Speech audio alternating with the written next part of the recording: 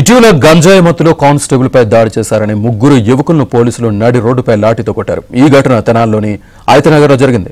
One town constable Chiranjeevi అటుగా వెళ్తున్న క్రమంలో యువకులు దాడి చేశారని, ఈ క్రమంలోనే వారిని అదుపులోకి తీసుకుని కొట్టినట్లు పోలీసులు చెబుతున్నారు. అయితే కానిస్టేబుల్ చిరంజీవి వారిపై తప్పుడు కేసు పెట్టినట్లు దళిత సంఘాలు, రాజకీయ పార్టీల నాయకులు ఆరోపిస్తున్నారు.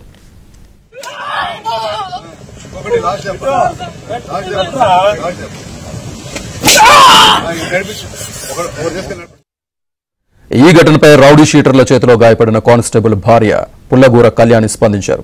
తన భర్తపై రౌడీ షీటర్లు దాడి చేసి చంపబోతే దళిత సంఘాలు, రాజకీయ పార్టీల నాయకులు ఎక్కడికి వెళ్లిపోయారని ఆమె ఆవేదన వ్యక్తం చేశారు.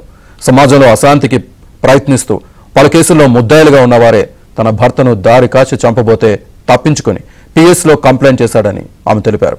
ఆ సమయంలో తన భర్త ప్రాణాలు కోల్పోయి ఉంటే తమ కుటుంబం రోడ్డున పడేదన్నారు.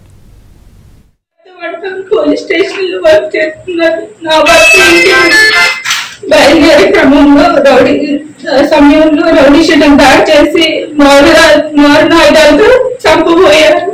ఆ క్రమంలో భయంతో అక్కడి నుంచి పక్కన వెళ్ళిపోయాడు. వాడు పలు కేసుల్లో నేరస్తులని తెలిసింది. ఆ రోజు దళిత సంఘాలు, రాజకీయ నాయకులు ఏమైపోయారు. మా ఆయనకి ఏమైనా జరిగితే మేము, మా పిల్లలు ఏమైపోయారు. రౌడీ షీటర్లు ప్రోత్సహించడానికి కుల సంఘాల, రాజకీయ నాయకులకు